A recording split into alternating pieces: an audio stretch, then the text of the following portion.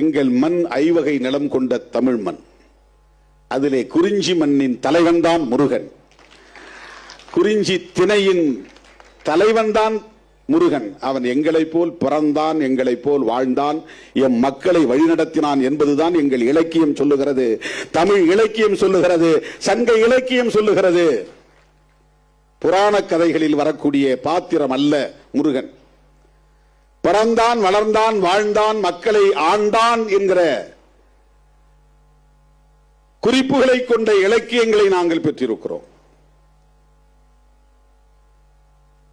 அவனை சுப்பிரமணியன் ஆக்கிவிட்டார்கள். தோழர்களே, ஒரு உண்மையை நீங்கள் தெரிந்து கொள்ள வேண்டும். எந்த பிராமணரும் தன்னுடைய பிள்ளைக்கு முருகன் என்று பெயர் வைக்க மாட்டார்கள். முருக பக்தர்கள் நடத்துகிற RSS காரர்கள் இந்த கருத்துக்கு பதில் சொல்ல தயாரா?